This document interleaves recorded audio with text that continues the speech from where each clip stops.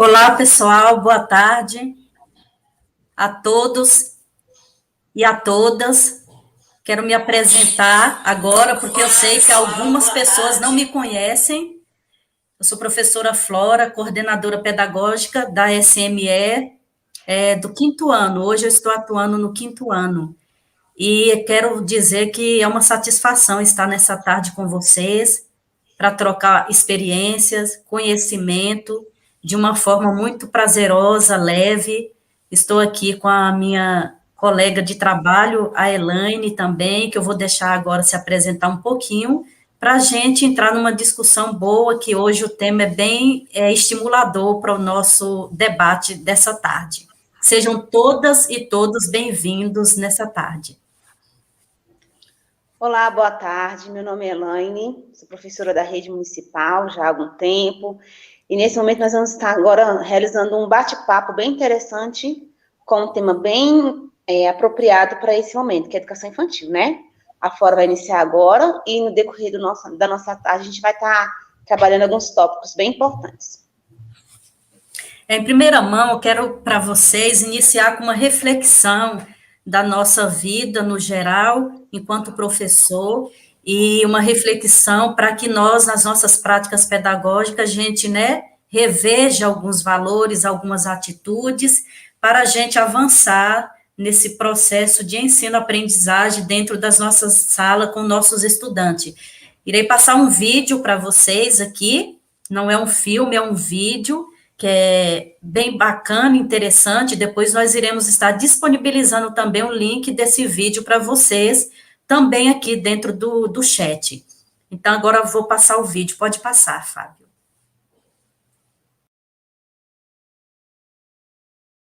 Você já dizia, todos somos gênios.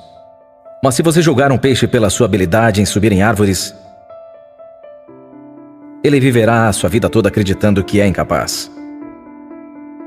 Senhoras e senhores do júri, no julgamento de hoje temos a escola de hoje em dia. Obrigado por terem vindo. A escola de hoje em dia não força apenas que peixes subam em árvores, mas ainda o fazem descer e fazer uma corrida de 10 milhas. Me diga, escola, você tem orgulho das coisas que tem feito?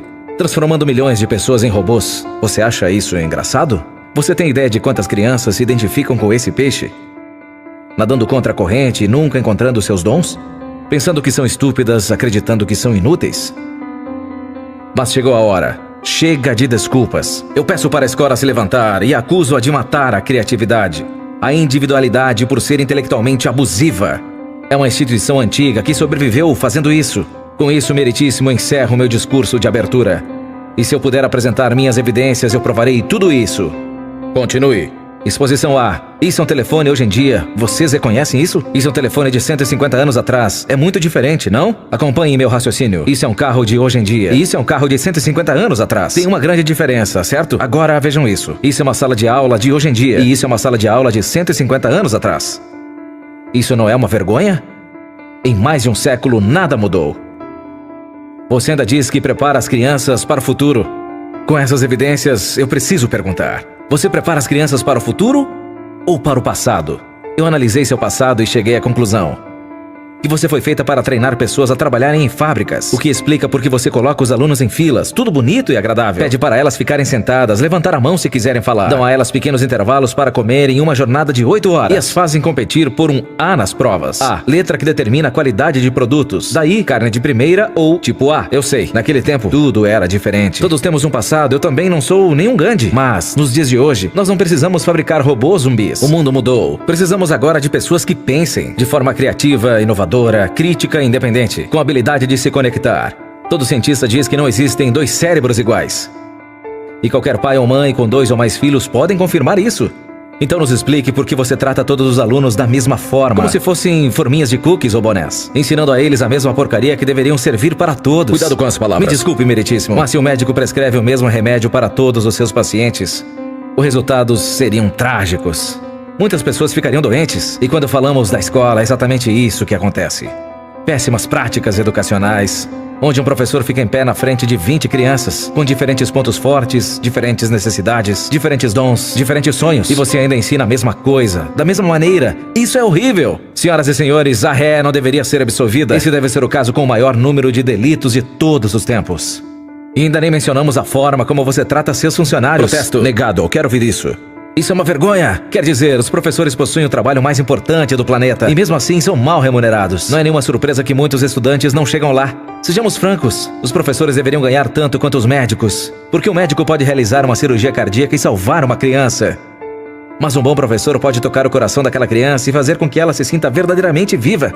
Professores são verdadeiros heróis que muitas vezes são culpados, mas não são o real problema. Eles trabalham em um sistema sem muitas opções ou direitos. Os currículos são criados por políticos. Muitos desses nunca deram sequer uma aula durante toda a vida. São obcecados por provas e testes. Eles pensam que uma prova de múltipla escolha irá determinar o sucesso. Isso é muito estranho. Na verdade, as provas são tão cruéis que deveriam ser abandonadas. Mas não acredite apenas em minhas palavras. Ouça Frederick Kelly.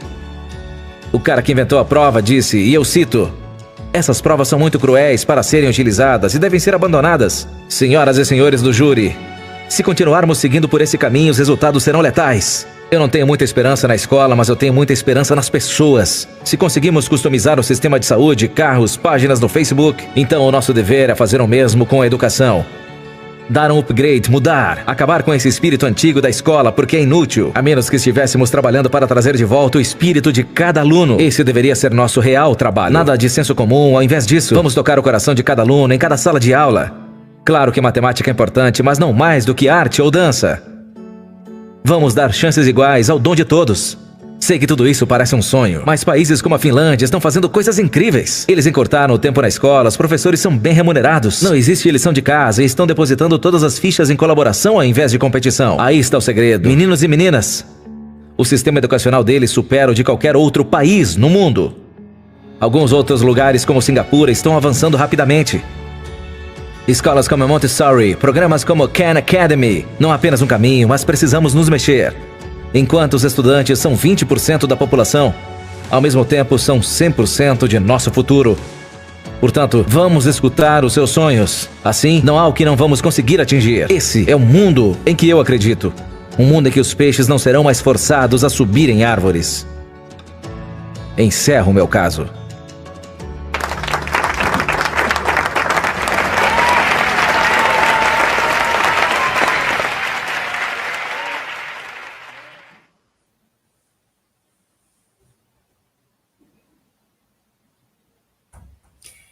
Então, uma bela reflexão para nós, enquanto professores em sala de aula, que esse vídeo trouxe uma mensagem que eu falo que vem abarcar e vem diretamente às nossas necessidades que nós estamos vivendo atualmente, nesse atual cenário de crise sanitária. Nós, enquanto professores, enquanto pessoas, como que está sendo as nossas práticas em sala de aula? Nós estamos realmente reproduzindo o que era do passado nas nossas salas de aula, estamos reproduzindo o que foi nos passado desde anos e mais anos atrás, e nós temos inovado na nossa sala de aula com as nossas atitudes, nós temos realmente limitado esse aprendizado, nós temos limitado os nossos alunos, e nisso que eu falo dessa reflexão, que veio pertinente para nós nessa tarde, que nós precisamos, enquanto docentes em sala de aula, enquanto pessoas, ver a nossa educação de uma maneira diferenciada. Isso eu falo como uma visão transformadora, que dia após dia nós temos que ver os nossos alunos como pessoas, porque nós não estamos formando, nós não somos máquinas, eu costumo dizer assim para vocês, nós não somos máquina. Por mais que variados contextos que estão nos impondo com a pandemia da Covid-19, nós temos todo aquele lidar com as novas ferramentas tecnológicas, com todo um avanço da educação, de nova forma de ensinar, nova forma de ver o mundo. Nós temos que entender que nós estamos mexendo com pessoas, com gente, o professor é gente, o aluno é gente, os pais, as famílias são pessoas e nós precisamos tocar nesses corações, independente do currículo, independente de uma boa avaliação, que nós estamos acostumados no seio das nossas escolas, preocupados com o resultado, nós temos que nos preocupar em tocar esses corações, em tocar esses estudantes, para que eles realmente alcancem o que nós propomos para a educação, que é um aprendizado, é uma habilidade que eles vão utilizar para logo além dos muros da escola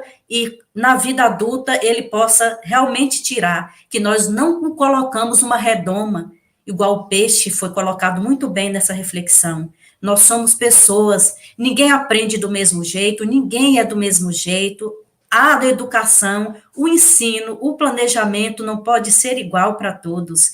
O currículo, que é o nosso grande tema do debate dessa tarde, o currículo da educação infantil, que foi bem pontuado nesse vídeo, são muitas vezes feitos por políticos que não entendem a realidade do chão da sala de aula, que não entendem a realidade que o professor passa na sala de aula. Então, quem está conduzindo verdadeiramente as nossas práticas?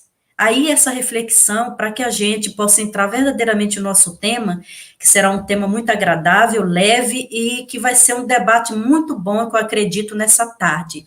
A primeira coisa que eu gostaria de passar para vocês é o tema do nosso encontro de hoje, que é o currículo da educação infantil, pode passar. Esse currículo da educação infantil, irei estar ministrando, né, essa formação juntamente com minha colega Elaine, que está aqui junto comigo, e diante desse tema tão, né, esperado, e aí você pode falar assim, bem, eu não trabalho com a educação infantil, hoje eu estou assistindo a formação, mas eu estou no ensino fundamental 1 ou 2, ou na EJA, na outra modalidade, mas não impede que nós tenhamos o conhecimento sobre o que é realmente a educação infantil. Por que eu falo isso? Porque nós somos professores, né, e a qualquer momento, principalmente os que atuam no ensino fundamental, eles podem estar atuando em algum momento, né, em escolha de turma, nesses anos iniciais, precisamente na educação infantil. Então, por isso, não se preocupem essa formação de hoje não vai ser suficiente para mim, porque eu atuo no 5º, no 2º, ou no 3º ano, na EJA, enfim.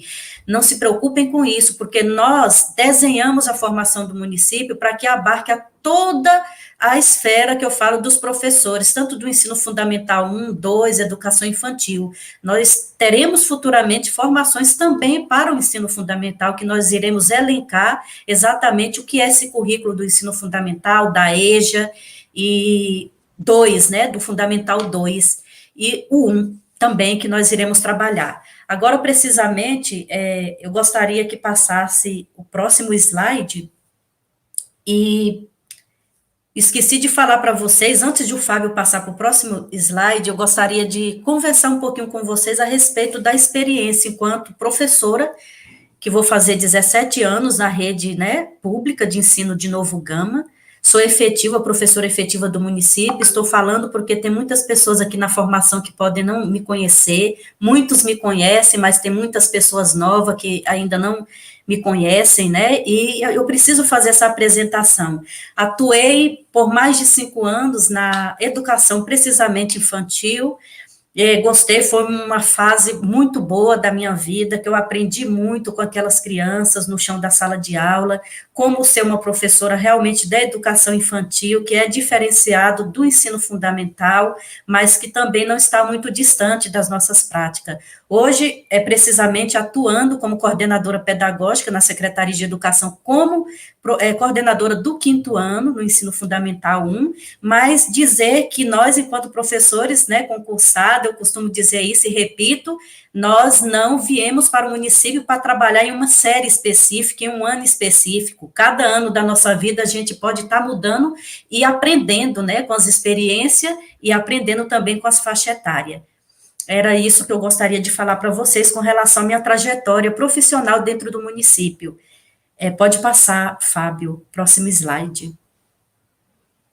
Hoje, precisamente, nós vamos trabalhar e discutir um pouquinho, estudar sobre o que é o currículo, né? O que é esse currículo que fica como um ponto de interrogação nas nossas cabeças? O que é esse currículo? O currículo que nós temos no município é o quê? É uma matriz curricular, é uma gama de conteúdos e disciplinas jogados. O que é este currículo? E, precisamente, este currículo nada mais é do que a organização das nossas práticas pedagógicas. E se refere aos espaços nas nossas escolas, na nossa rotina, com os materiais, a disponibilização de toda uma linguagem também verbal e não verbal, que agrega toda uma questão de currículo. E isso intrinsecamente está dentro das nossas práticas em sala de aula. E aí, precisamente, o currículo, ele não precisa estar estampado, principalmente com uma matriz de conteúdos que é jogado na escola, precisamente, para que os professores folheiem aquelas páginas, ou muitas vezes deixa lá no armário, cheio de poeira. Nada disso é currículo. Currículo são as nossas práticas, como eu já falei, a nossa organização do trabalho, do ensino, do nosso trabalho de sala de aula, que isso abarca toda uma questão de município, porque cada realidade é diferente, e o currículo vem abarcando todas essas práticas educativas em sala de aula. Pode passar. E aí, precisamente, nós falando de currículo, nós temos muitas dúvidas com relação. Currículo é base, BNCC é um currículo? E eu falo para os senhores e senhoras nessa tarde que a resposta é não. Currículo não é base. O currículo não é a BNCC, que é a mesma coisa da nossa base. O currículo é precisamente algo mais amplo, é algo mais minucioso, que está dentro das nossas práticas. Enquanto a BNCC é um documento que esclarece e norteia todo o nosso trabalho com relação aos objetivos de aprendizagem que nós precisamos alcançar com nossos estudantes, o currículo não. Ele vem trazer algo mais leve, mais, que eu falo, próximo da escola, no sentido de ser um caminho. O que é que nós temos? Nós temos a BNCC, que é o nosso norteador, como se fosse a nossa lei da educação, que norteia, que organiza toda a questão das aprendizagens, o que nós iremos aprender, passar para os estudantes em cada fase, em cada ano. O currículo não. O currículo já é mais aquele que vai direcionar as práticas, o que acontece no chão da sala de aula. E isso ele vai nortear com as estratégias, as metodologias que são impostas para nós, professores, para os estudantes desenvolver as suas habilidades no decorrer da sua fase no ensino-aprendizagem. E aí, precisamente, discutindo sobre o currículo, eu falo que o currículo, ele muitas vezes é confundido pela BNCC, porque a BNCC é como se fosse aquele carro-chefe, como diz assim, a BNCC fala o que eu devo ensinar para cada ano, para cada etapa. Ele vem como norte para dizer para as redes de ensino, para toda uma instituição dos municípios, o que ensinar. Já o currículo não. O currículo, ele se apresenta com um princípio mais detalhado de como ensinar essas estratégias dentro dessas metodologias. Como desenvolver isso no chão da sala de aula, que vai abarcando o planejamento do professor para cumprir o que realmente é proposto pela BNCC. E isso eu falo que esse currículo, ele deve estar intrínseco dentro das nossas práticas pedagógicas, porque todos os agentes educacionais devem estar envolvidos com essa prática do currículo em sala de aula. E isso precisa, claro, de reflexão, de debates e da participação colaborativa de todos nós, enquanto agentes educacionais dentro dos nossos municípios. Pode passar. E aí, outro legado que nós temos dentro das nossas redes de ensino é a questão de como utilizar, diante da base, esse currículo, né? Como que nós iremos nortear o trabalho de dentro das escolas. E aí cada um tem um papel diferente. As nossas redes de ensino, precisamente a nossa, de Novo Gama, qual é o objetivo, qual é a função, qual é o papel dessa rede? Na verdade, ela tem um papel de estudar o que está proposto dentro do documento da BNCC, compreender toda a dinâmica do que A BNCC quer dialogar com o documento, que é o currículo, nesse processo de ensino-aprendizagem, para modificar toda a questão do ensino-aprendizagem, das práticas diárias dentro em sala de aula. Isso será necessário porque, com estudos precisos, que as redes precisam ter, conhecer o documento para depois partir para um menor, que eu digo que não é o menor, que cada um tem sua importância, que é o currículo.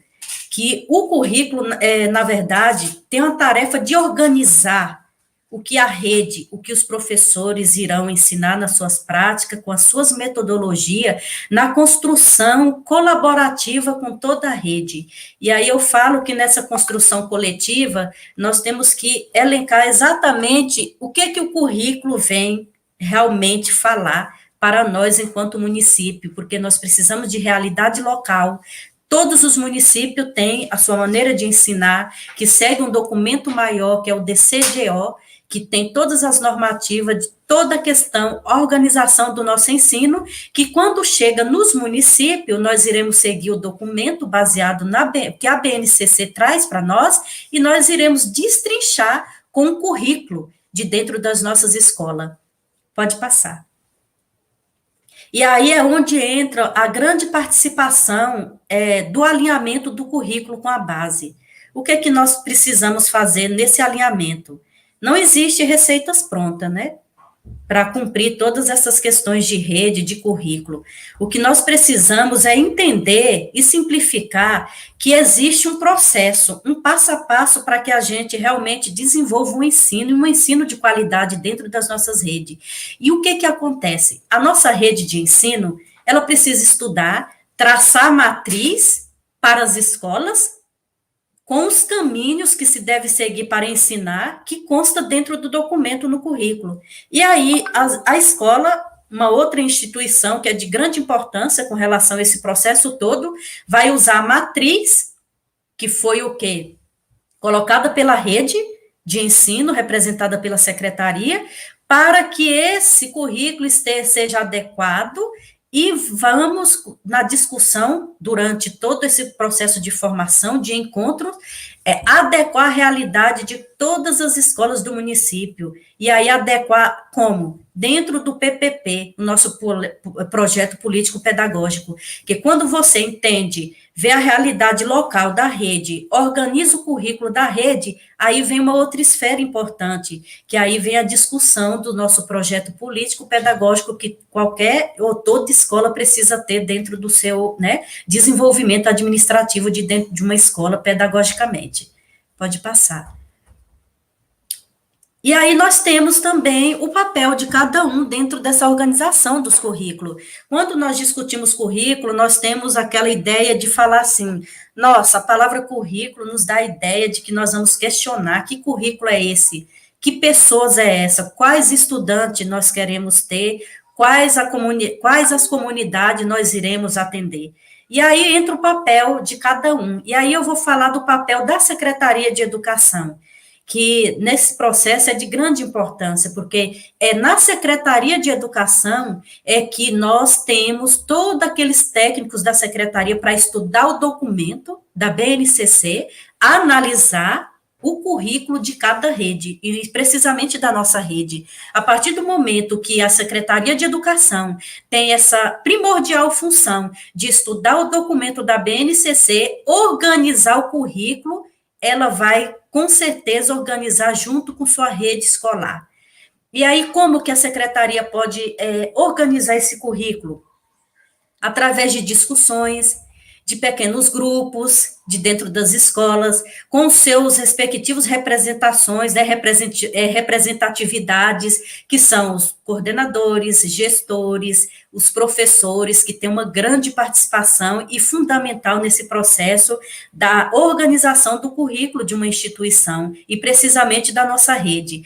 Todos esses responsáveis, eu falo para os senhores e senhoras, o papel deles, se não tiver atuação precisamente no momento certo, esse currículo não vai chegar da forma adequada que é e que precisamos lá no chão da sala de aula. Então, é preciso que nós consideremos todas as características das escolas, de zona urbana, zona rural, as características dos nossos professores, valorizando também os nossos professores na contrapartida de participação como um agente transformador, que eu falo, e de grande importância nesse processo dessa discussão nos debates sobre os currículos. Pode passar. E aí, aqui nesse segundo slide, nós falamos do papel da Secretaria de Educação com relação ao currículo, e nós agora iremos falar sobre o papel do gestor, do coordenador da escola, com relação a toda essa questão de conversa, de debate sobre o currículo da nossa rede. Nós sabemos que todo o processo há uma hierarquia. Nós recebemos, né, o nosso documento maior, que é a BNCC, a secretaria vem de contrapartida, organiza todo o documento, e aí, qual o papel do gestor e do coordenador dentro desse processo? Nada mais e nada menos do que organizar esses debates, essas conversas, e como, professora Flora?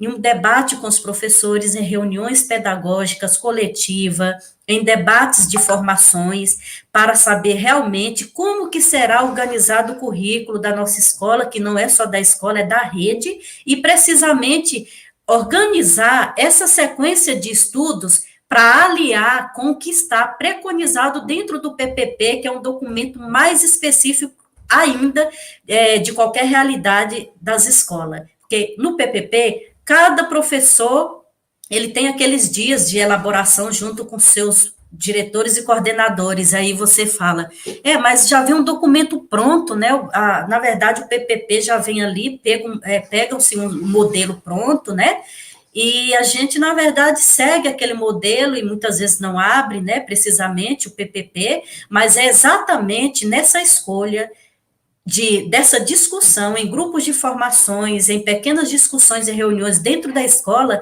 é que nós iremos realmente, precisamente, organizar o currículo para que não saia da realidade de cada escola.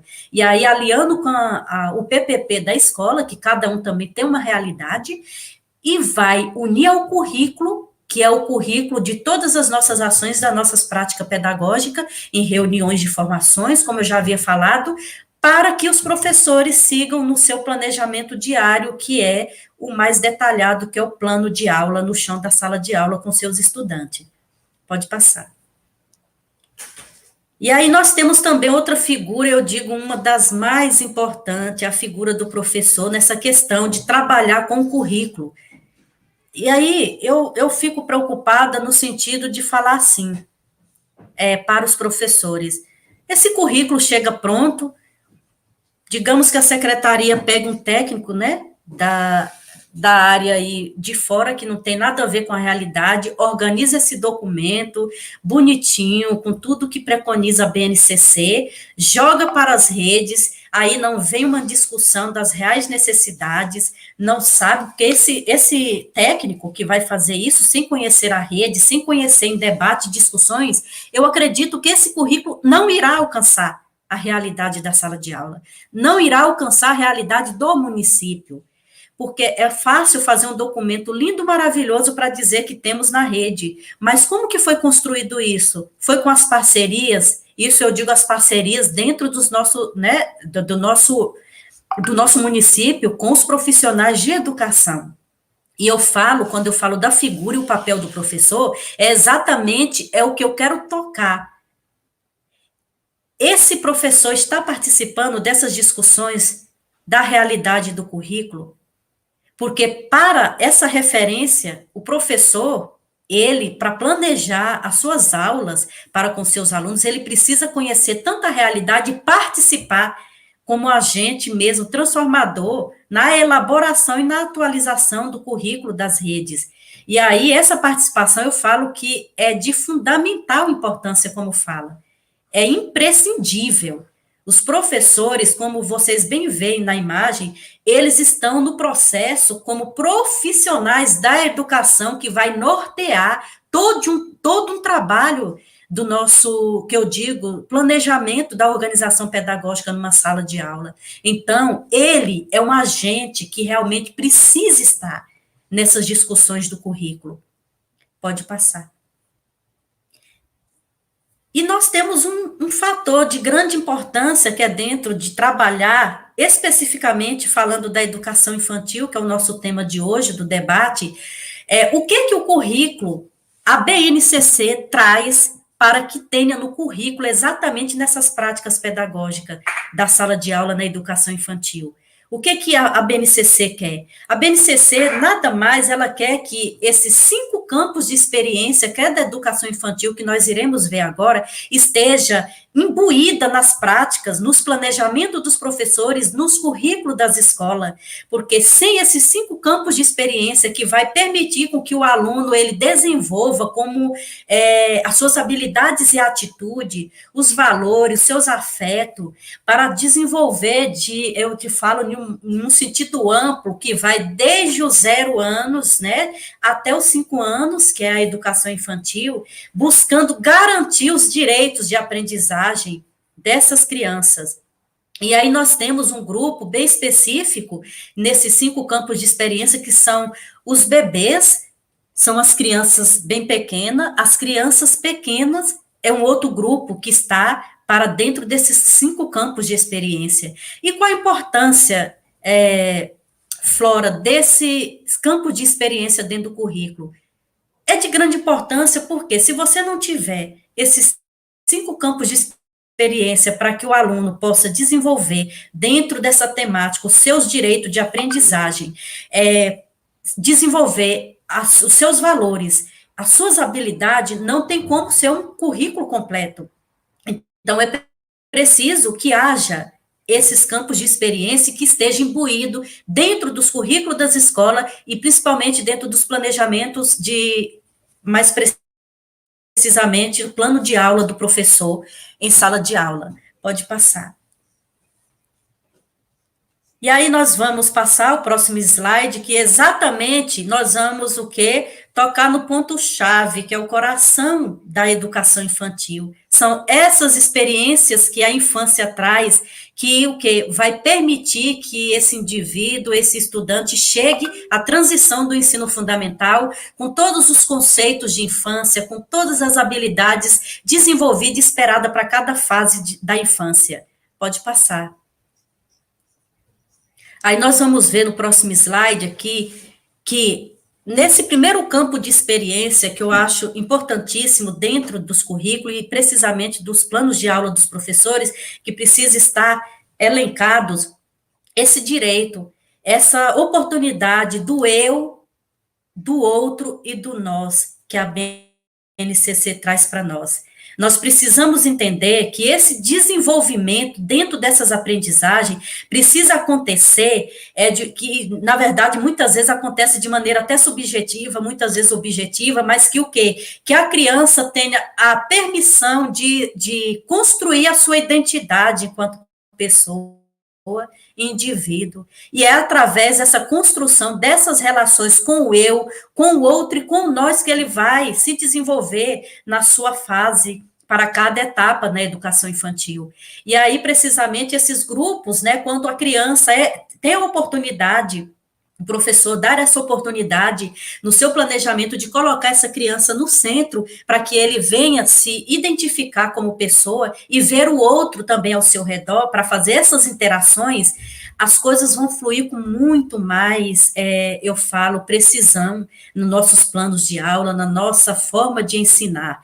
E aí nós temos um exemplo prático dessas habilidades que é para esse campo de experiência. Nós temos que fazer com que os alunos, nessa fase, eles vão demonstrar a imagem positiva que eles têm de si. A criança, ele vai ter a autoconfiança e a capacidade de enfrentar qualquer dificuldade e qualquer desafio, entendendo como que ele se situa no mundo, o outro se situa com respeito e o nós, né, em todo um campo de interação dentro dessa primeira fase. O segundo campo de experiência, com o próximo slide. Nós temos o segundo grande campus de experiência que eu falo não há um campo melhor, mais importante do que o outro. Há, cada na sua etapa de desenvolvimento, um campo de importância nesse campus de experiência que eu estou passando para vocês dentro do currículo, que precisa ser olhado de uma forma, com uma escutativa, com um olhar atencioso nessa primeira fase da infância. E aí, nós temos as brincadeiras. Essas crianças com o corpo, né, gestos e movimento, eles vão poder se desenvolver de uma forma que eles vão eu digo, conhecer como pessoa, se conhecer como pessoa, porque ele vai ter oportunidade de o quê? Nos espaços, nos movimentos do corpo, desenvolver uma leitura, uma escrita, ele saber que as noções de frente e trás, alto e baixo, quando ele está precisamente dentro de uma prática de sala de aula que o professor oportuniza essas experiências de movimentos, dos gestos, de toda uma questão dessa inter-relação com o saber, a criança ela vai chegar ao ensino fundamental, o primeiro ano, eu falo, bem organizada, eu digo, com toda essa sua questão de corpo, gesto, movimento, de se conhecer como criança mesmo nessa fase. E aí os professores muito se preocupam com relação, né, que muitas vezes as crianças se machucam muito, né, e aí evitam muitas vezes até levar para um parquinho, né, porque lá eles querem se movimentar, eles querem se expressar de alguma forma, e aí precisa, né, com o corpo, os gestos, movimento, eles precisam dessa experiência, e isso não pode ser negado. A criança rala, com certeza é da fase, ele, às vezes, ele quer tocar no colega, ele quer fazer uma brincadeira, então, é nessa fase que nós temos que proporcionar essa aprendizagem para as crianças com esse campo de experiência. Próximo.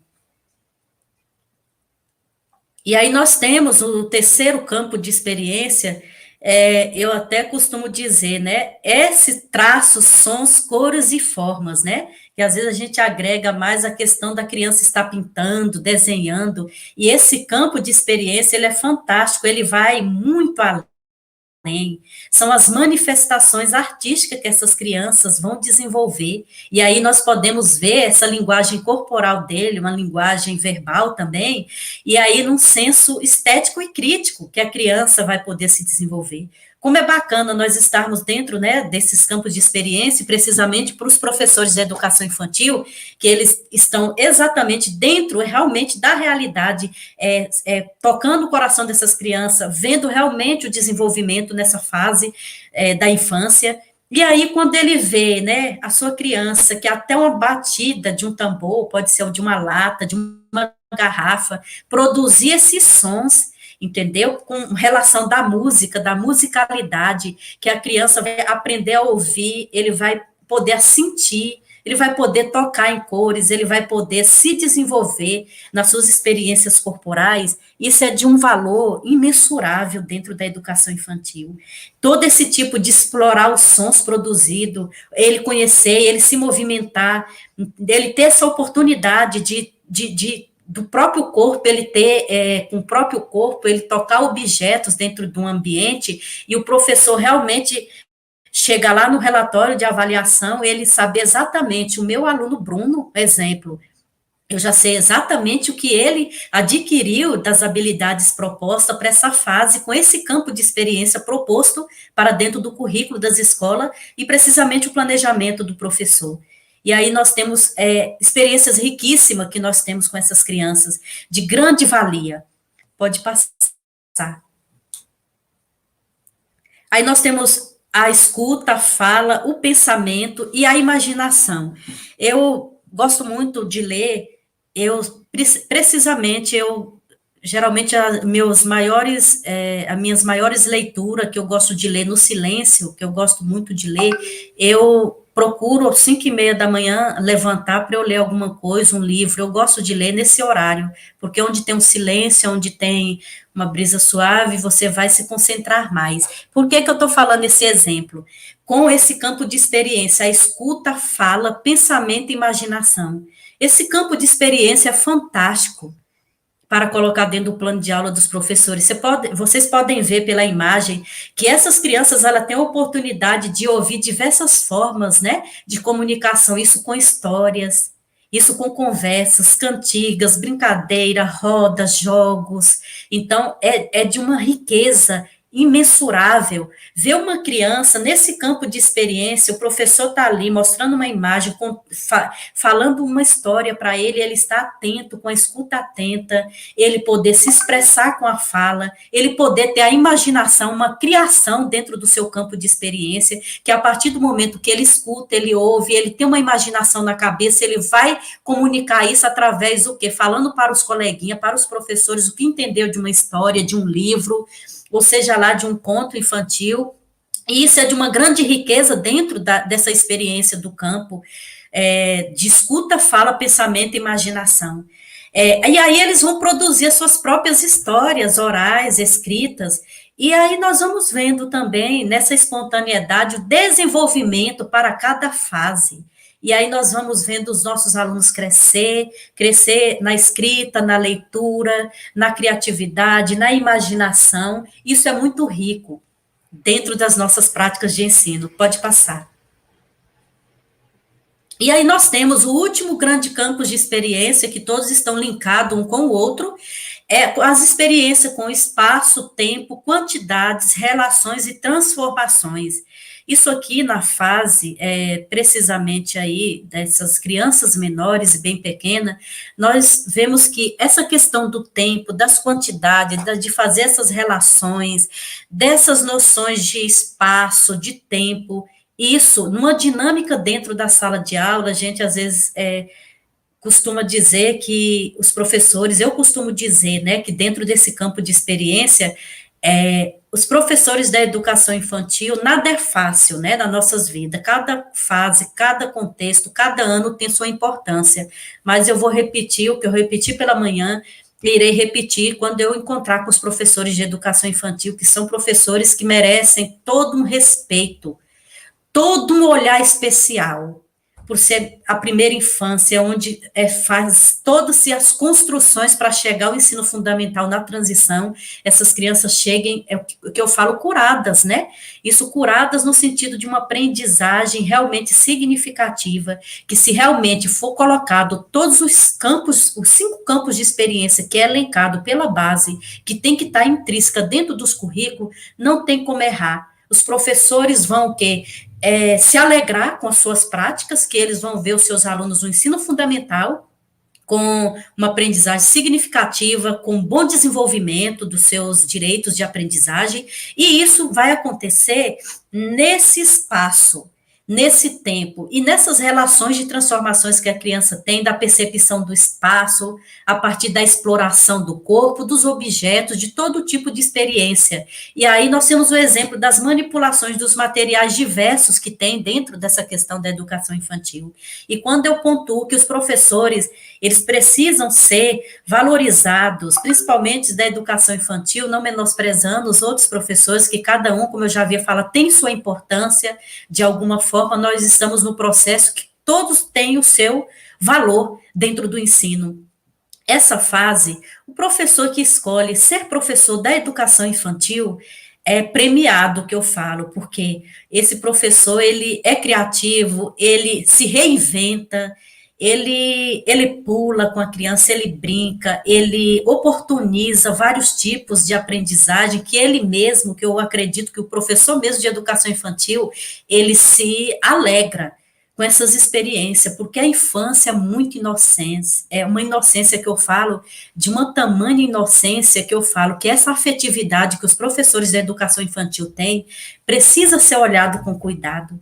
O professor, ele se veste de palhaço, o professor se veste de Emília, ele se fantasia, tudo para alcançar os verdadeiros, que eu falo, objetivos de aprendizagem para essa fase da infância, que é muito importante. Então, eu costumo dizer, o coração da educação se for dentro da educação infantil, preparando o professor com formação sólida em serviço, valorizando as suas práticas diárias em sala de aula, valorizando as suas dificuldades, as suas interações também entre comunidade e escola, isso é de uma riqueza grande dentro do nosso ensino. E eu não deixaria de falar sobre essa importância do professor da educação infantil.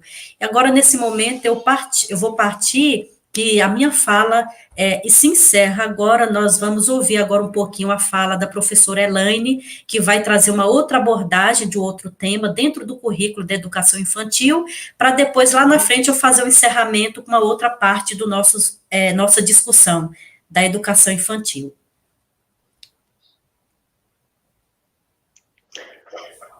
Olá, boa tarde. É um prazer estar conversando com vocês aqui agora. E nesse momento, a gente vai ter uma conversa mais tranquila, mais voltada para algumas fasezinhas lá da educação infantil, os grupos da educação infantil. Antes da gente voltar, antes da gente chegar um pouquinho nessa fala, o que acontece? Houve-se a necessidade de você começar a valorizar um pouquinho a vida, o ser humano, né? Ao iniciar a trajetória de vida, percebe-se a necessidade de focar o currículo da educação infantil. Quando eu estudava lá há algum tempo atrás, a gente entrava lá na pré-escola, 6 anos na pré-escola, e a partir de então a gente tinha todo aquele percurso como estudante. Só que houve-se a necessidade de ter um olhar mais atento para a educação infantil. Lá na Constituição Federal fala que a educação é um direito de todos, dever do Estado e da família. E a LDB, ela vem reforçar isso quando ela fala assim, que a educação infantil é a primeira etapa, a primeira etapa da educação básica, né? E ela vai ser oferecida lá na creche, de 0 a 3 anos. Depois na pré-escola, 4 e 5 anos. Mas quando você fala assim, tá, como é que eu vou entender educação infantil? Aí é onde a DCN fala assim, os documentos curriculares nacional da educação infantil, ele fala que é uma inclusão, você vai estar incluindo aquele ser num processo contínuo de aprendizagem. Você vai estar trazendo para aquele ser novas oportunidades para ele estar trabalhando o seu desenvolvimento. E aqui na minha parte, eu falo o seguinte, a BNCC, ela vincula 3 grupos etários, né? Que é o grupo de bebezinhos, de 0 a 1 ano e 6 meses. Depois tem as crianças bem pequenas, que é de 1 ano e 7 meses a 3 anos e 11 meses. E tem aquelas crianças lá pequenas, 4 e 5 anos. Então, olha só, o que acontece? Quando você está dando uma orientação, uma aula, um conhecimento lá na educação infantil, a gente descobre que o primeiro ano de vida da criança constrói um pensamento essencialmente prático, para ação e percepção do desenvolvimento motor daquela criança. E é através dessas ações que as crianças, elas processam as informações, elas constroem informações dentro delas, né? E agora eu vou pedir para o Fábio começar a colocar o nosso slide aí direitinho, né? Aí tá explicando assim, a divisão em 3 grupos foi pautada pelas características e necessidades diferentes dessas faixas etárias. Quando a criança, o bebezinho lá de 0 a 1 ano e 6 meses, ele tem uma atenção diferente daquela criança de 1 ano e 7 meses, de 3 anos e 11 meses. Os pequenininhos, eles requerem uma atenção maior. Então, apenas 1 ano de diferença entre um grupinho e o outro vai trabalhar formas diversificadas para o aprendizado daquela criança, né? Pode passar, Fábio. Aí fala assim, ó, conheça a questão dos direitos lá das crianças, né? Então, a gente entende o seguinte, que dentro de cada campo, para os alunos da educação fundamental, a gente tem as habilidades. Para a educação infantil, não existem as habilidades, e sim os objetivos de aprendizagem e desenvolvimento. Na educação infantil, a criança ainda não tem total habilidade de seu desenvolvimento, e é algo que vai acontecer, que vai ocorrer no decorrer do tempo. Aí eu paro para pensar o seguinte, o que eu, enquanto professor, estou fazendo para melhorar ou proporcionar o desenvolvimento do meu estudante? O que eu posso estar fazendo para estar ajudando o meu estudante lá? Quais são as formas de comunicação e desenvolvimento que eu posso estar trabalhando e buscando melhoria com o meu estudante? Aí a gente pode pontuar a questão da família e a escola. A família e a escola é uma representação conjunta de coerência e justiça. Quando a criança lá, eu estou dando uma atenção maior para aquela criancinha pequena, né? Eu entendo que quando ela fala assim, às vezes ela não fala, ela não consegue interagir com a gente porque a gente não consegue compreender. Muitas vezes, nós, professores, não estamos conseguindo compreender atenciosamente ou ter um olhar mais pontual para o que aquele estudante está pedindo. Vamos colocar aqui a questão da água, né? Às vezes, aquele estudante, aquele bebezinho, ele está com sede.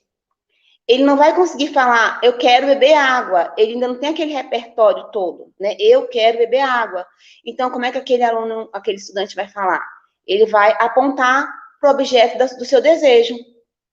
Ele vai apontar, ele vai te puxar, ele vai fazer com que você compreenda que ele quer beber água.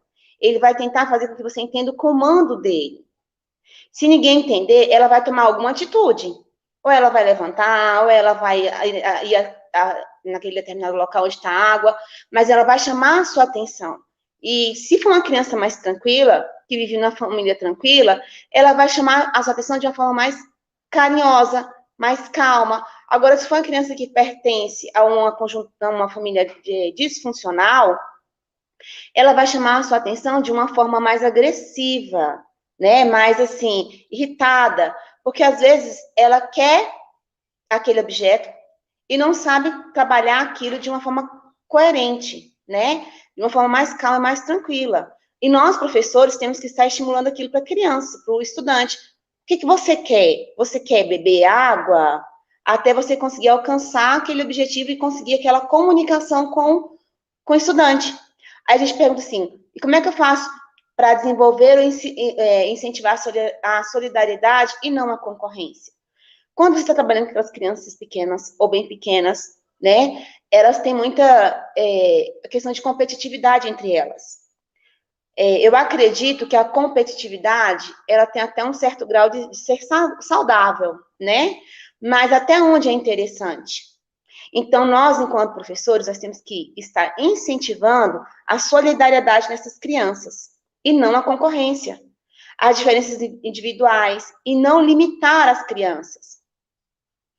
Muitas vezes, a criança ela vem com uma história lá de casa, um apelido, alguma coisa, que acaba que vai interferindo na socialização dela lá na escola, enquanto os outros colegas, né, nas crianças maiores.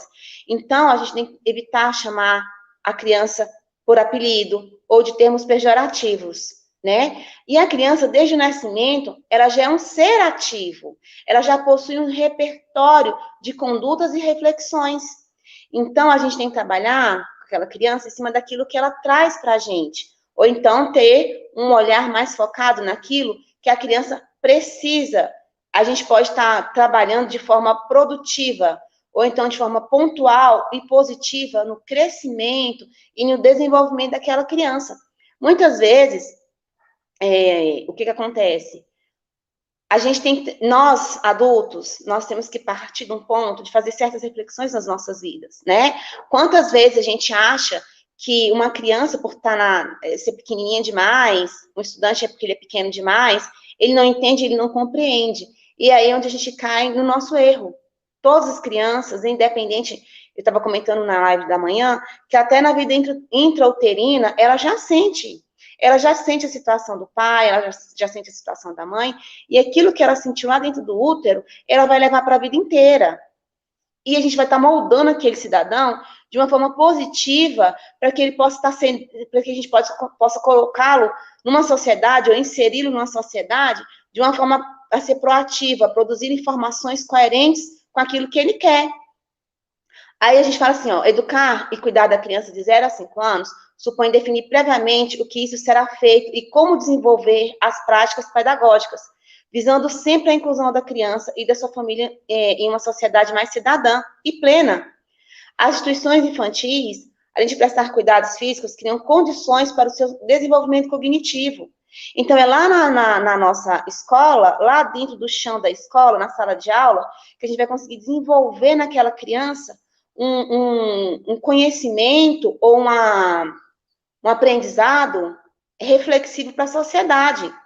Quando você passa a escutar o que aquela criança tem para te falar, é como se você fizesse uma anamnese daquela criança, daquele estudante.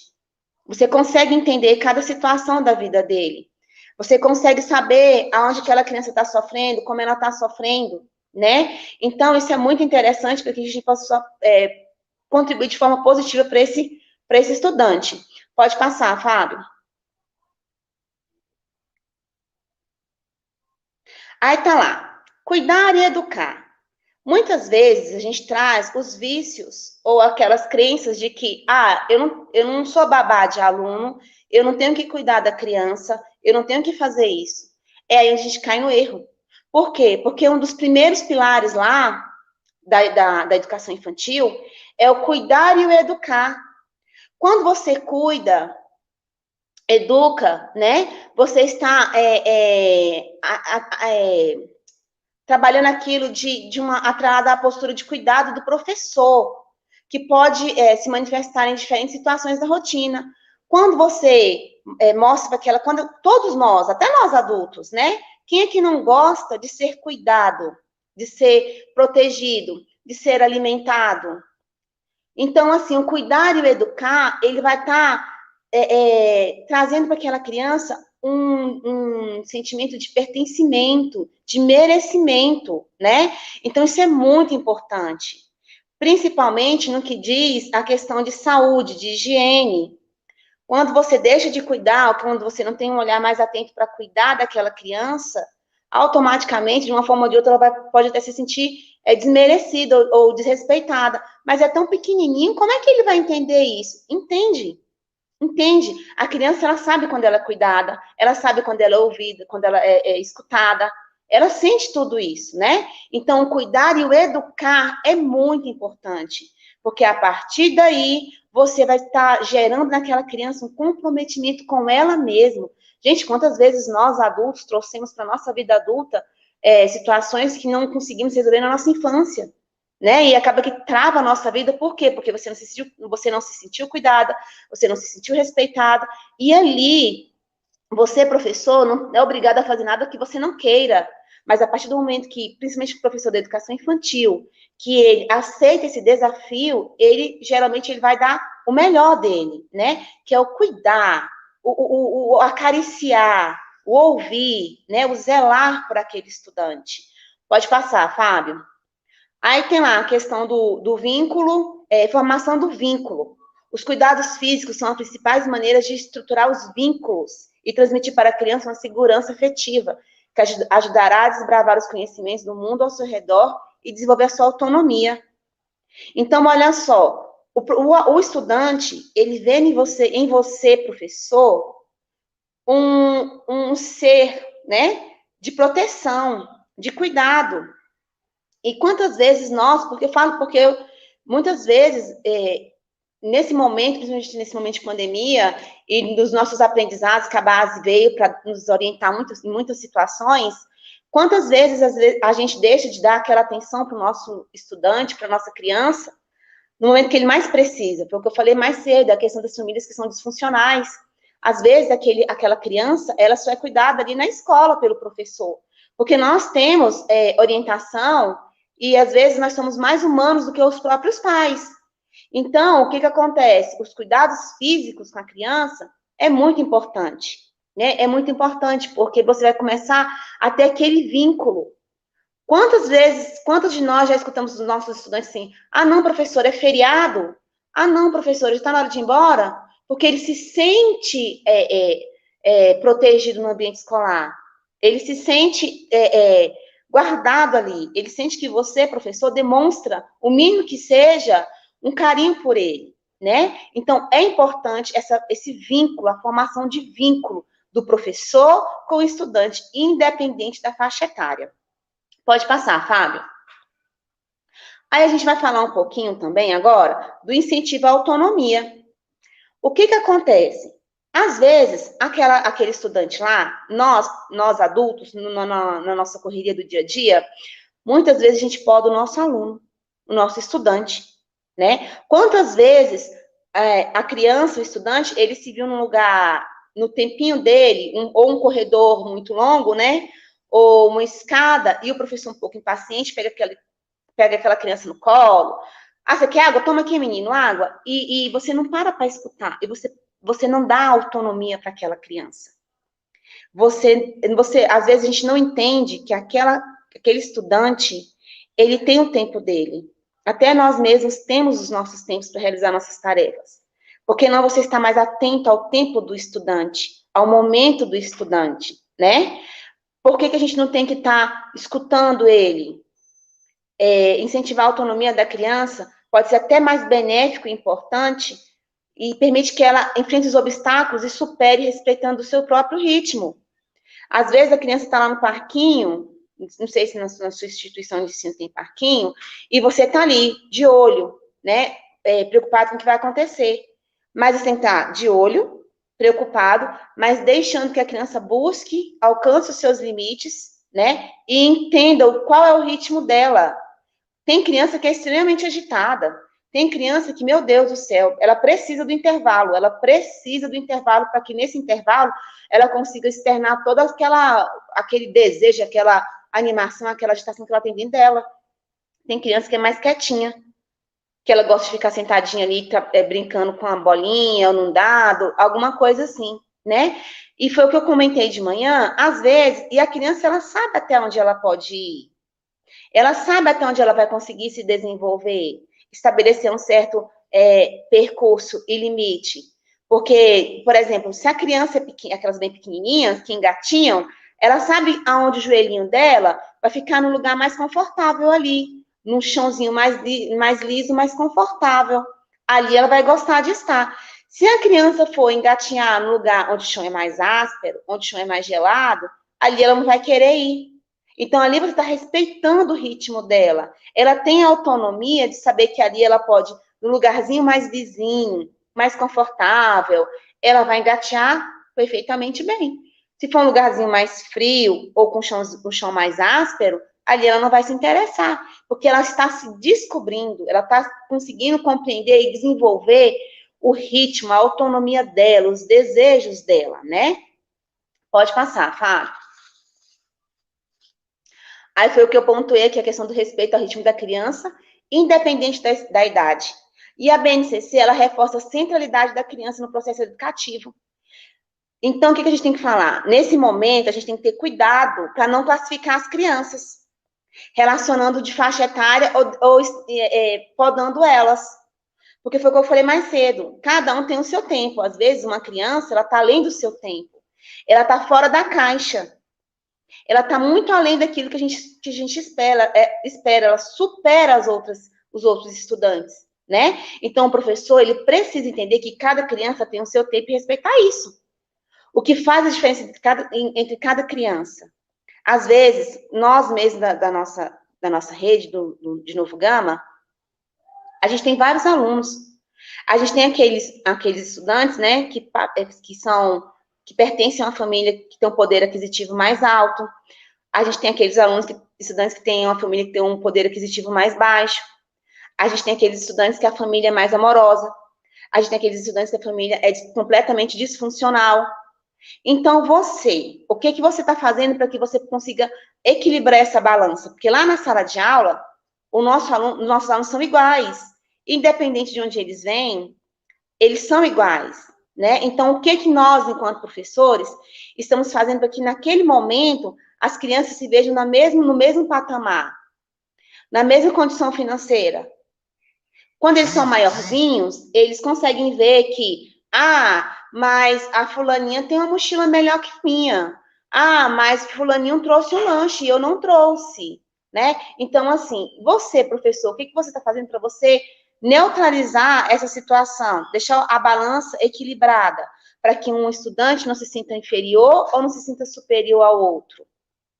Então, é isso que a gente tem que observar. É o respeito, o ritmo da criança, independente da idade, né? Tem gente que está mais avançada, a gente está mais devagarzinho.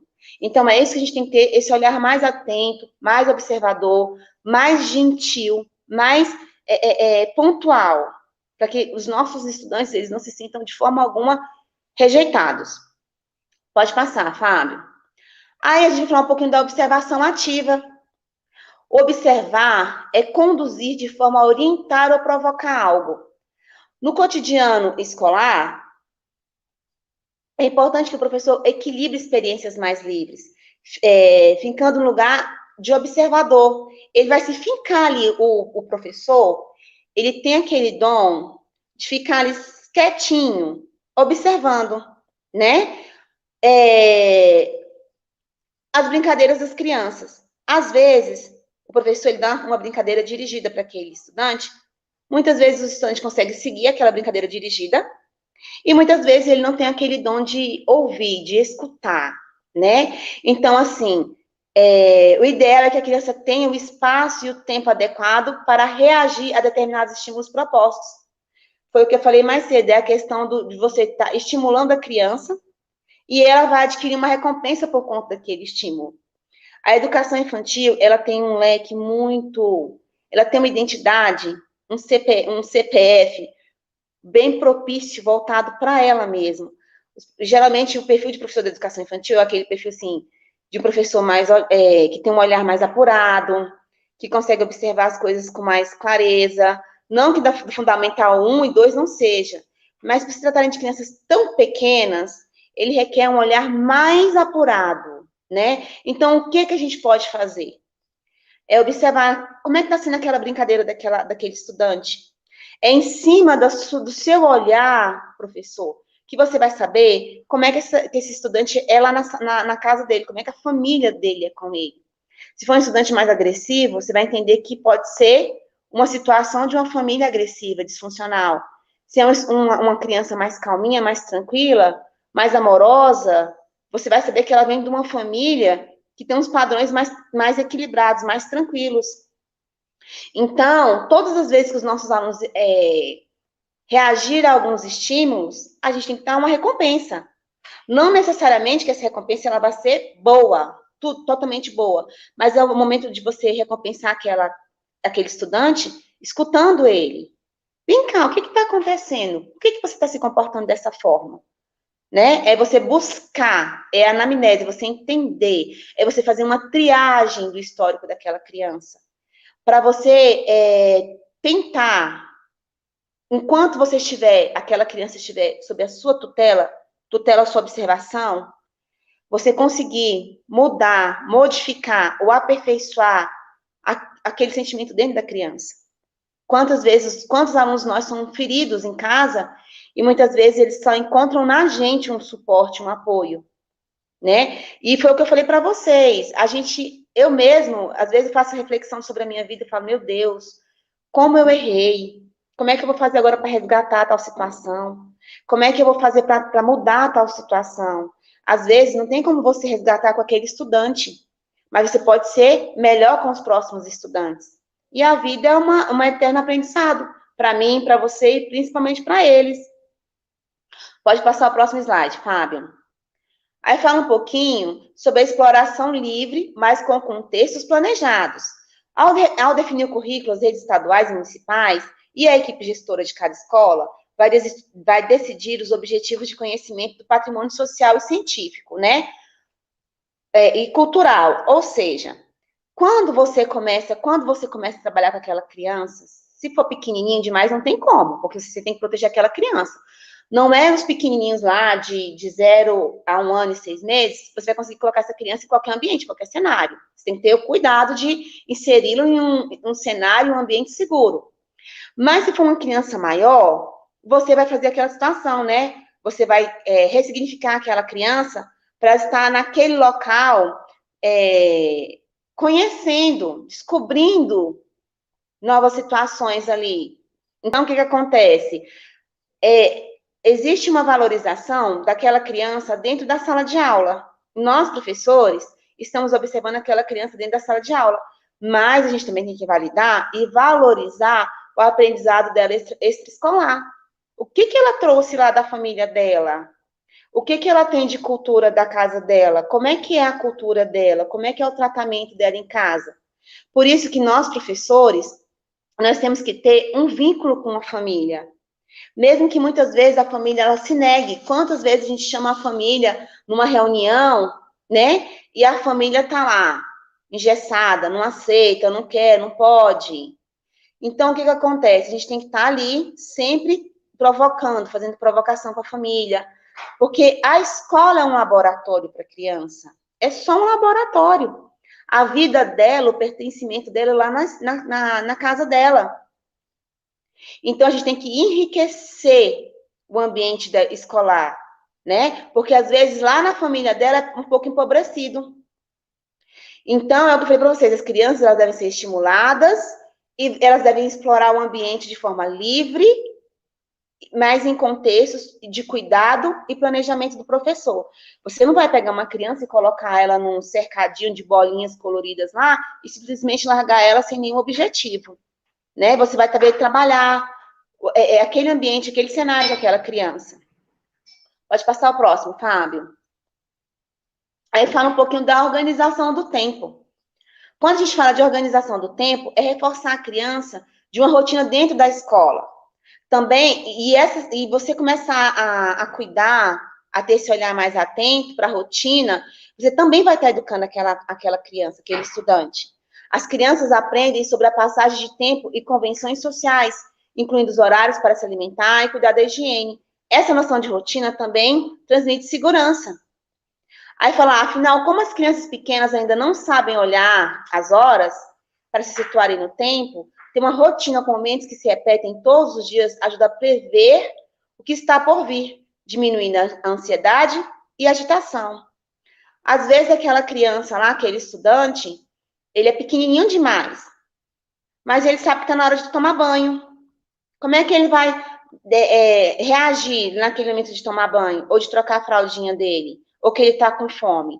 Ele vai começar ou a chorar, a ficar agoniado, ele vai começar a mostrar irritabilidade. Então, quando você estipula uma rotina para aquele estudante, ele automaticamente vai obedecer àquela rotina. Ele vai saber que tem um momento dele tomar banho, que tem um momento dele lanchar, que tem um momento dele se divertir, que tem um momento dele prestar atenção nos seus ensinamentos, naquilo que você vai orientar para ele. Então, não é porque a criança é pequena ou bem pequena que não vai ser estimulado e trabalhado nele a rotina. Desde pequeno, essa rotina trabalhada, ela vai estar fomentando qualidades e características para a gente estar entregando ele Fundamental 1, né, sabendo obedecer às regras. Quantas vezes nós temos aquela situação, a gente leva todo mundo para o banheiro, aí o menino, tia, eu não quero ir para o banheiro, eu quero ir ao banheiro não quero ir agora não. Aí a gente volta para a sala de aula, 2 minutos depois o menino, tia, posso ir ao banheiro? Professora, posso ir ao banheiro? Por quê? Porque não foi ser trabalhado uma rotina com ele. Ou na educação infantil, que eu não estou aqui rotulando, que tudo isso deve ser feito só por você, professor, mas é um apoio de todos nós envolvidos com a educação, né? Então, o que acontece? Quando você trabalha lá na educação infantil, essa questão de rotina, de uma escuta atenta, uma anamnese, um comprometimento com o estudante, lá no Fundamental 1, ele já vai estar, assim, as características dele de estudante vão estar bem evoluídas. E é um efeito escalonado. No Fundamental 1 ele vai estar bom, e no Fundamental 2 ele vai estar ótimo. A educação infantil, ela é algo primordial para o crescimento e para o desenvolvimento do ser humano. Não só porque as DCNs fala, porque a Constituição fala, porque a LDB fala, porque a base sustenta. Não, é porque é uma questão de você estar inserindo esse indivíduo numa sociedade. E ele vai levar para a vida dele aquilo que você, professor da educação infantil, trabalhou com ele lá nos primeiros momentos de vida dele. Nos primeiros momentos que ele estava descobrindo a escola. Porque a escola é uma instituição que prepara o cidadão para o mundo. E é lá, na educação infantil, no Fundamental 1, no Fundamental 2, que a gente vai estar trabalhando esse processo escalonado de aperfeiçoamento, cuidado, trabalho. Então, o que eu quero falar para vocês? Que nas nossas mãos, né, da educação, e agora a questão que é a educação infantil, Não que as outras etapas não sejam interessantes, pelo contrário, o que eu falei para vocês é um puxando o outro, né? Mas é na educação infantil que a gente vai começar a abrir o olhar desse estudante. É que vai estar lá a cerejinha do bolo, para a gente conseguir conduzir esse estudante para uma vida de sucesso. Porque foi o que a gente estava comentando mais cedo, tudo é um aprendizado. Olha, quantas vezes eu errei, achando que o intervalo era só o local da criança brincar, pular e gritar. Mas não, a criança, ela aprende brincando. E ela brinca aprendendo. Foi o que a Flora comentou aí um tempinho atrás, né? Das questões lá de você estar trabalhando com ele, a escuta, o eu, outro, nós, e toda essa situação aí que a BNCC traz. Quando, às vezes, a pessoa fala assim, ai, BNCC, ai, meu Deus, como é isso? Como é que eu vou trabalhar mais esse documento? Não. Ela traz algo que vocês já fazem. Ela traz para cá, ela só evidencia, ela só justifica aquilo que você já faz. Aquilo que você prepara o seu estudante, aquilo que você evidencia no seu estudante, aquilo que você vê no seu estudante, ela só documenta aquilo que você já faz em sala de aula. Não é nada novo para nós, né? É algo assim muito importante, mas que às vezes um professor, por um breve, não vou falar um breve descuido, não vou ser leviana para usar essa palavra descuido, tá? Mas uma breve falta de atenção, tem um professor que é mais atencioso, mas o outro não tem tanta atenção assim. Aí ela traz para trazer, ela vem para trazer esse olhar mais cuidadoso. Ela vem para a gente estar evidenciando esses cuidados mais pontuais com os nossos estudantes. Porque lá na escola é o primeiro local de acesso onde a criança, o estudante, ele vai interagir com os outros. É lá na escola, é lá na sala de aula, que ele vai saber respeitar o tempo dele e o tempo dos outros. E a gente, enquanto professor, vai estar observando isso também. Respeitando o momento do aluno, sabendo ouvir o estudante, sabendo compreender a fala dele, né? Esse olhar mais sensível, mais apurado. E agora eu vou passar para a Flora para ela concluir um pouquinho da minha fala. Vamos lá, Flora.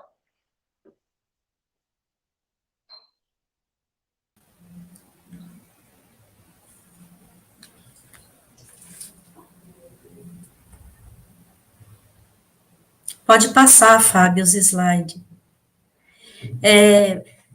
Na verdade, eu vou falar sobre o nosso fechamento agora do nosso trabalho, da conclusão, falando dos 6 direitos de aprendizagem para a gente fechar o nosso encontro, né? E eu dar as devidas, né, orientações com relação à atividade avaliativa e frequência.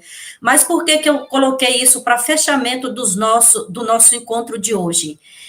Quando nós falamos de currículo especificamente, BNCC, currículo, plano de aula, nós temos que ter em mente que um dos direitos de aprendizagem, uns dos direitos que eu falo, que são 6 direitos de aprendizagem, que a BNCC traz, que estejam dentro das nossas práticas, no planejamento, precisamente, e com isso dentro dos currículos, sobre a questão dos 6 direitos de aprendizagem que nós devemos proporcionar às nossas crianças, que nós sabemos muito bem, já batemos a tecla, e que todos os professores já conhecem, desde o ensino fundamental 1, 2, até a educação infantil mesmo, que é a etapa de ensino que nós estamos tratando hoje, com relação precisamente ao currículo. Nós temos o direito de conviver. O que é ser direito de conviver? É um direito que onde as crianças estarão em situações que eles estarão envolvidos nesse direito de estar convivendo com a situação em sala, com as diversas convivências com os grupos, com seus coleguinhas em sala de aula, a organização do ambiente escolar, que isso é muito importante para como um direito de aprendizagem que a BNCC traz, que tem que estar com certeza como ponto fundamental dentro dessa primeira etapa da infância.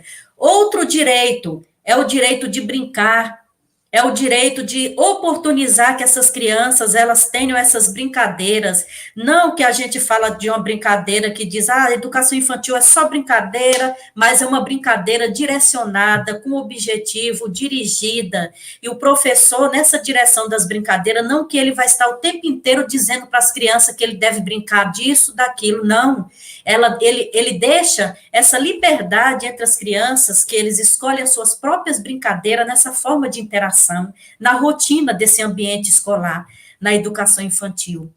E isso enriquece bastante, né? esse plano de aula do professor, quando ele oportuniza essas brincadeiras entre os pares menores. E aí nós temos um outro, que é o terceiro direito de aprendizagem, que não pode faltar, é o de participar. Quando você convive, você brinca, você também participa.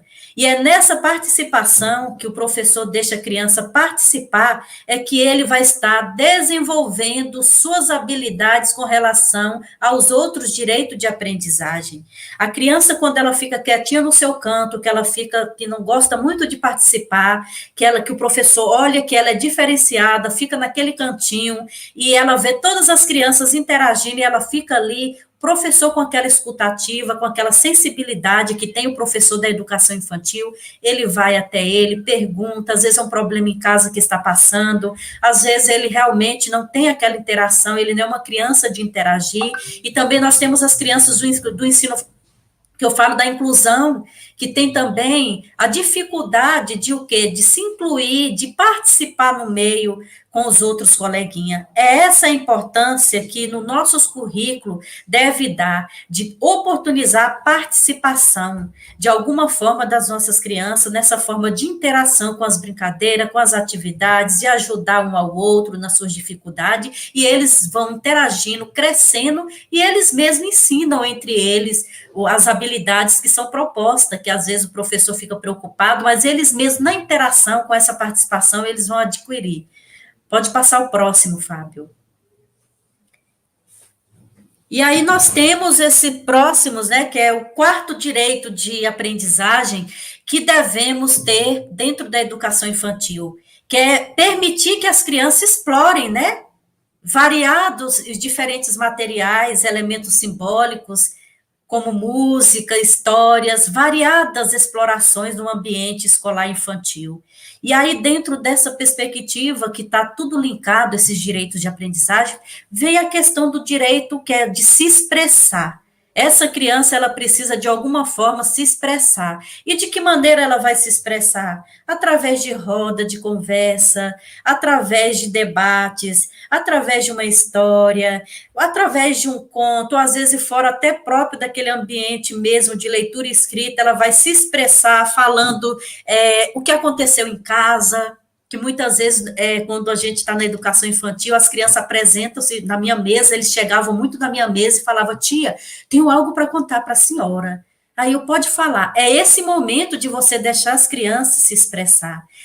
Nós temos essa escutativa de, às vezes, com tanta dificuldade, ou às vezes com o tempo que nós temos em sala, de, às vezes, desprezar um pouco essa criança e falar, não, menino, depois você me fala sobre isso, agora a professora tem outras atividades a resolver. Nós temos que partir do princípio que aquele momento é que ele quer ser ouvido, ele quer expressar algo. E aí, se ele for tímido, às vezes, se a gente não tem muita sabedoria nesse momento de deixar a criança expressar, nós vamos colocar um trauma que fica na cabeça dessas crianças que vai até a vida adulta. Eu já vi depoimento de pessoas adultas que falam que foi travado na sua infância, que tentou falar algo para a professora e a professora disse, senta quieta, menino, vai para o seu lugar, para de atrapalhar, e ficou bloqueado, que levou para a fase adulta. E aí nós não temos o que a gente às vezes não tem noção do que nós estamos o quê? Colocando dentro da cabeça dessas crianças, a não deixar eles se expressarem em sala de aula. Por mais que seja algo da família, que às vezes diz, não está no contexto das atividades, nós precisamos o quê? Deixar essa criança se expressar, para que ele se desenvolva, sejam crianças saudáveis, curadas no seu interior, e vai levar isso até a vida adulta.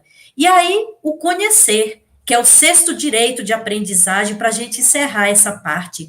Esse se conhecer, nós, enquanto pessoas, precisamos nos conhecer. E as crianças, com certeza, eles precisam ter esse momento de conhecimento do eu deles, de como eles podem estar se desenvolvendo. E essas experiências são oportunizadas, geralmente, com os menores, com a questão dos momentos do banho, da alimentação, das trocas de fraldas, também da questão das aprendizagens, que eles vão se conhecer, eles vão aprender também a cuidar de si, e toda essa questão de experiências vividas em sala de aula. E isso vai despertar né, na verdade, né, as aprendizagens sobre o seu corpo, sobre o mundo, sobre o ambiente, sobre o outro, e aí a criança, ela realmente vai saber, e todos esses direitos que é elencado pela BNCC, que está dentro dos currículos, vai realmente o que? Ser efetivado dentro do planejamento do professor e nas suas práticas, em sala de aula, com o currículo oculto,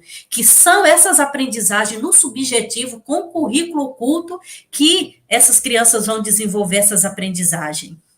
E aí, partindo para o final, pode passar, Fábio. Nós iremos agora falar sobre o que nós falamos lá no final. Eu precisamente falei no final, no começo, perdão. É sempre bom lembrar, base não é currículo. Nós, até eu estudar a base, conhecer toda essa questão teórica da questão do currículo, base, BNCC, eu confundia muito, eu mesmo, confesso, eu confundia que a base já era o currículo para as redes de ensino. E às vezes ficava isso na minha cabeça, e quando eu fui estudar, eu fui saber que realmente a base não é o currículo. A base, na verdade, ela nada mais do que ela trazer todos os conceitos de aprendizagem na construção que vai reger o nosso ensino. O currículo, como eu já havia falado atrás, é o caminho que põe as metodologias, práticas bem intrínsecas da sala de aula, o contato mais íntimo, aquela realidade escolar, é o verdadeiro currículo. E aí, passando para essa construção dos conceitos do que é a construção do currículo, eu vou colocar uma analogia que é como se fosse uma metáfora, que diz que as diretrizes curriculares nacionais, que é um documento que rege a nossa educação, principalmente a educação infantil, que são as DCN, ela vem o que é falar, e precisamente ela é comparada como um telhado de uma casa. E a BNCC, na verdade, ela é comparada como aquele solo, a base, né? Que está bem no solo ali, a base de uma casa, tem o telhado que vem para cobrir, nos proteger, e vem a base, porque sem uma boa base não tem como uma casa, né, ficar construída firme para não vir a cair.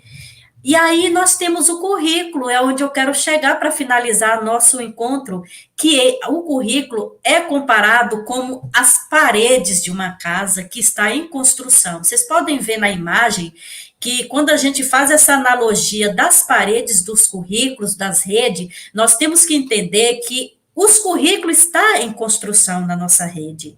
E como que é construído esse currículo? É com formações sólidas entre professores, secretaria de educação, toda uma rede escolar, gestores, coordenadores, e aí com os debates, as discussões, toda uma colaboração na questão da participação, nós vamos elaborar um currículo que não é feito pelo técnico, que é pago para fazer e jogar dentro da rede. Nós vamos realmente elaborar as estratégias em discussões, e aí nós vamos saber pegar o nosso currículo, abrir e colocar nas nossas práticas e falar, realmente, este é o currículo que a rede do Novo Gama precisou construir. E quem construiu? Eu, professor, hoje coordenadora, amanhã diretora, toda uma secretaria de educação. E aí nós sabemos realmente que saiu algo firme das nossas mãos, dos nossos pensamentos enquanto profissionais de educação.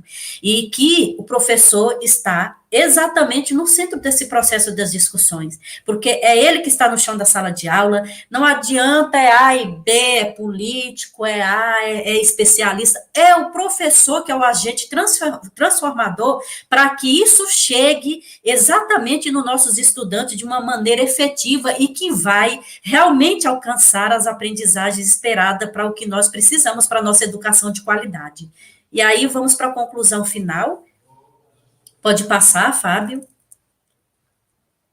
Nós temos, na conclusão final, para fechar, para a gente realmente entender o que é esse currículo, o que realmente a discussão é sobre o que é o currículo, nós temos que partir do princípio seguinte: a base, ao contrário do que muitos pensam, ela não engessa e nem limita a ação do professor em sala de aula. A base não veio para engessar. O documento, aliás, tem, e na verdade, nem toca nessas questões metodológicas.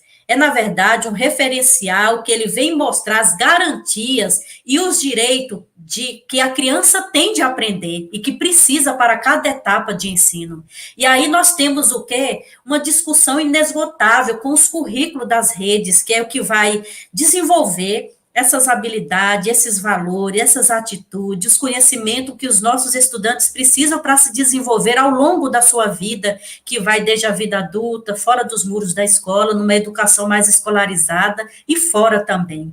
E esse futuro da educação, que com todo esse cenário de pandemia, de Covid-19 que nós estamos enfrentando com muitas dificuldades, só vai ter uma educação firme, de qualidade, para tentar sanar as dificuldades, das lacunas das aprendizagens das nossas crianças, se nós tivermos um currículo firme, bem organizado, estruturado e com todos os agentes educacionais participando desse processo. E nessa conclusão eu falo, vamos construir um currículo ainda, né, com essa implementação, que seja de acordo com a realidade de cada escola, zona rural, zona urbana, e aí nesse processo nós vamos legitimar as nossas ações enquanto professores dentro do documento, que é uma grande questão norteadora que eu venho provocar a todos os senhores e senhoras nessa tarde. Neste momento de conclusão final, pode passar, Fábio, a próxima. Nós temos as nossas referências bibliográficas que vocês podem estar encontrando, aí no material que nós iremos disponibilizar para todos vocês.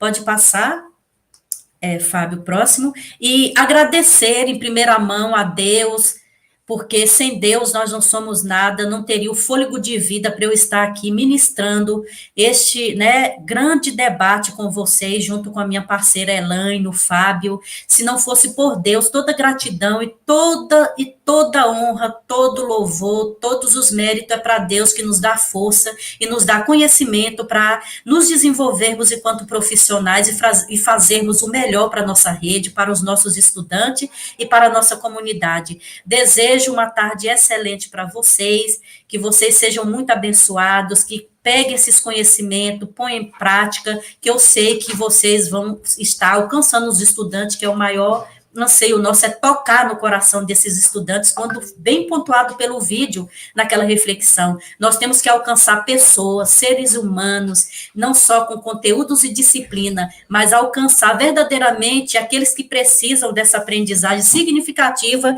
que vai para o longo da vida. Agora, nesse momento, nós iremos... quando a Elaine fazer as considerações finais, eu vou explicar para vocês sobre a atividade avaliativa que vai ser posto no final, a frequência, e vou abrir agora os debates. Os debates que eu falo é dentro dos nossos, né, das nossas conversas sobre o currículo. Se vocês tiverem alguma pergunta, vocês tiverem algum questionamento com relação ao currículo, tiverem alguma dúvida, vocês estejam à vontade para perguntar para mim, para a Elaine, que nós estamos à disposição de vocês para responder essa conversa que é bastante agradável nessa tarde. Bom, pessoal, eu quero agradecer de coração esse momento. A Flora, que derramou muito conhecimento sobre nós, né? A contribuição do Fábio, que é um profissional de excelência. E vocês também. Todos nós precisamos aprender e fazermos reflexões para tentar melhorar a nossa vida enquanto pessoas, seres humanos e profissionais. E a gente sabe que ninguém é mais esperto ou mais sábio que outras pessoas, né? Todos nós estamos aqui de uma forma a contribuir de maneira positiva para que a educação do nosso município seja valorizada, né? A gente pede tanta valorização dos professores e a gente também tem que valorizar os nossos estudantes. E se tem uma coisa que eu sou muito satisfeita e muito realizada é com os meus colegas profissionais de educação do Novo Gama. A gente sabe como vocês são importantes, como vocês se doam, como vocês se dedicam, como vocês estão a par de várias situações para professores. Então, que a gente não perca a nossa fé, que nós possamos orar um pelos outros, cuidar um dos outros, embora nós não estejamos juntos fisicamente, mas a gente sabe que a gente tem uma energia muito boa, que pode estar auxiliando todo mundo e cuidando e validando a vida de cada um. Eu tenho certeza que esse momento vai passar e é tudo só para o nosso aprendizado, tá bom? Se você tiver alguma dúvida, alguma questão que a gente pode estar pontuando agora, tentando responder, Pode colocar aí, Fábio, apareceu algum questionamento, alguma coisa assim, que a gente está tentando responder? Até o momento, não. Não? Não. Ninguém quer pontuar alguma coisa aí? Algo? Agora é a hora! Enquanto vocês estão pensando no que perguntar para a gente, se não tiver, também agradecemos, né? Realmente, se não tiver, é porque realmente fez sentido, né? E vocês aprenderam tudo, entendeu? E não tem dúvida de nada. E aí, enquanto vocês vão formulando e o Fábio vai observando para pôr na tela, eu vou falar especificamente da nossa atividade avaliativa que o Fábio vai postar para vocês dentro do chat aqui daqui a pouquinho. Vocês irão responder esse forms, que é em forma de quiz, e questionário que nós fizemos para vocês, e aí vocês podem responder tranquilamente, entendeu? Vocês têm um tempinho para responder até a primeira semana de julho, porque eu sei que vocês estão com muita tarefa, vocês estão aí assoberbados de trabalho. Então, como ele vai postar, vocês, como é um fórum, vocês podem abrir a primeira semana específica de julho, que aí vocês já estão de recesso, com muita tranquilidade, vocês vão responder e enviar o form para nós. E a frequência do nosso encontro também vai estar aqui no finalzinho da nossa parte, no chat, que vocês terão a oportunidade de avaliar também o encontro de hoje. Não é atividade avaliativa, não. Essa que vocês têm para responder até a primeira semana de julho. Esse é a avaliação desse encontro, dessa formação de hoje. A frequência está junto com a avaliação do encontro de hoje, para não confundir, tá bom? Porque tem lá frequência / avaliação, mas é do nosso encontro, porque a atividade avaliativa, essa é no form e vai ser para a primeira semana de julho. E dizer que estou muito satisfeita com vocês, e é isso que nós tínhamos a mensagem para vocês, finalmente. Estejam muito à vontade para perguntar o que vocês precisarem para nós nessa tarde maravilhosa de hoje.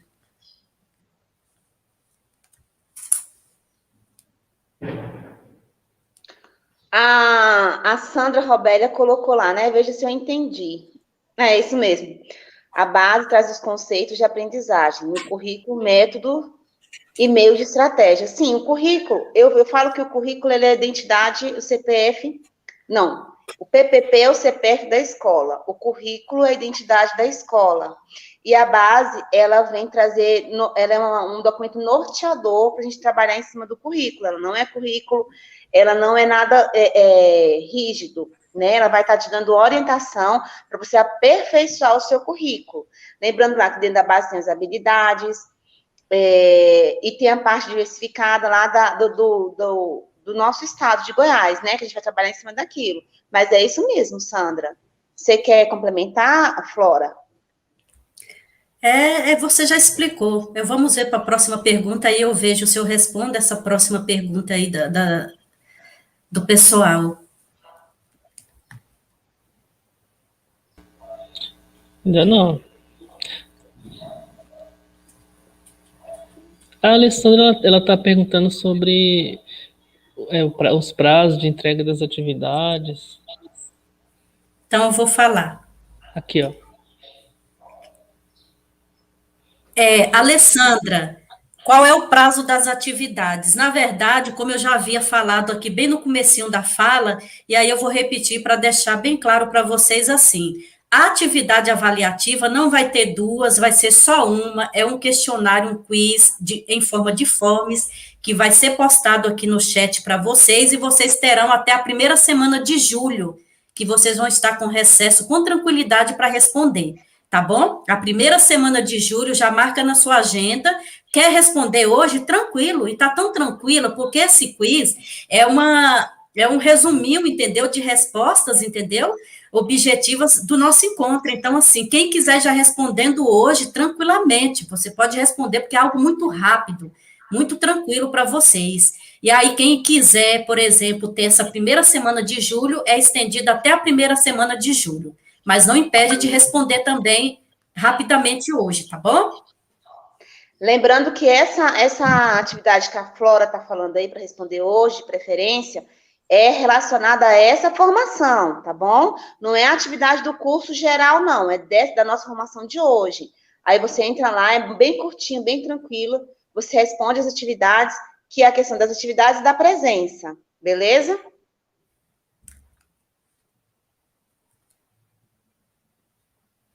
Mais alguém? O Fábio, está perguntando alguma coisa? Não, Flora. Então, muito obrigada pela presença de vocês. E nós vamos encerrar nessa tarde bem proveitosa hoje, de muita troca de conhecimento. E um abraço a todas vocês e a todos vocês, viu? Tá, lembrando que a Obrigada a frequência todos. a frequência está no chat, viu, gente? Olha, observe no chat aí. Vocês vão clicar aí na frequência vespertina para preencher a presença. Eu acho que é isso. Tchau. Fiquem com Deus. Tchau, tchau.